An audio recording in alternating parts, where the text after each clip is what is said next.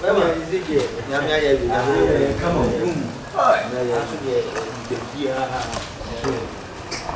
Nina,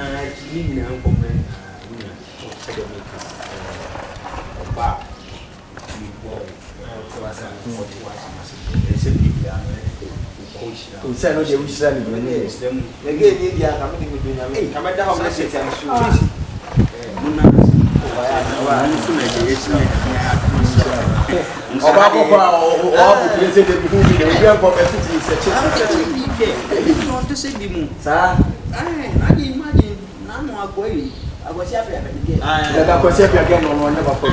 One baby is soup in the money. Who's a new baby? I can feel the secret. The beer, now I get over there. If you're right, oh, now they're home. Mr. Webby,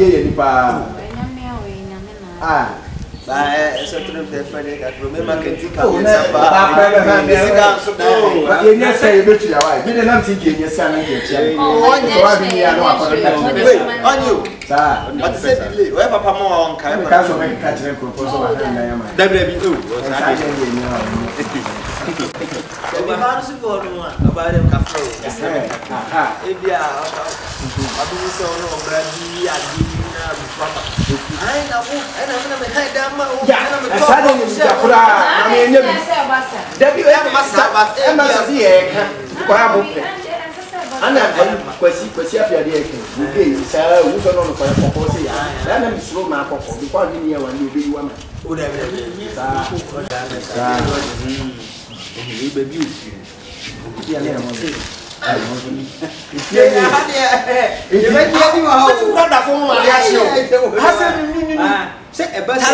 Talazo house. Now we're in a different oh, get what I do. See, you didn't come up with this. I don't know what this is.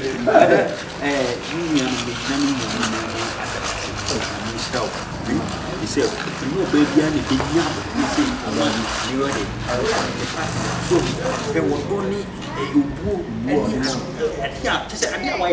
you must be beside. Yes.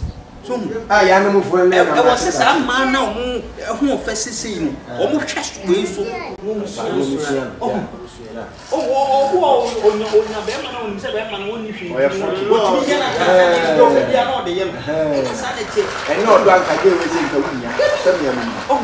Oh, don't say me to be an old woman. Then I'm making.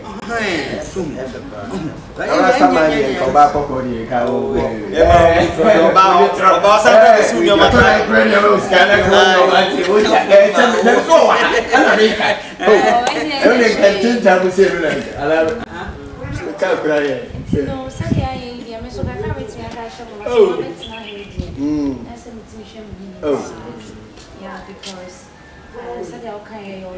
Oh, and I've said, we say, we are so no will be that. It will be as a sort of intimidating. Yeah, this is all done.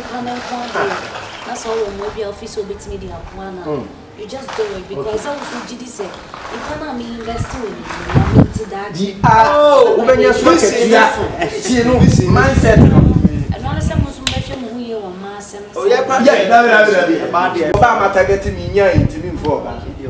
Tell them, Matan Commander, Matagetin, or no, I mean, I mean, for baby.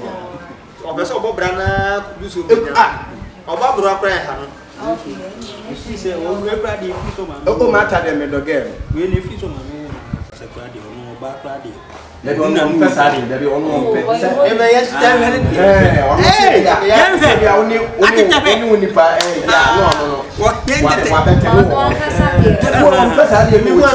Okay. Yes, I'm not that what you mean, Runa? What we done, no, I go away. Well, I'm not in Sasso. Oh, dear, last time you have a idea. Only probably credit because of Coco. My enough to us. What is happening?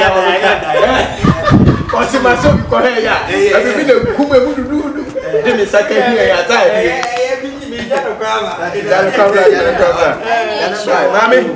have to remove my wife. I'm Miss Strauss, why? Yo, bye-bye.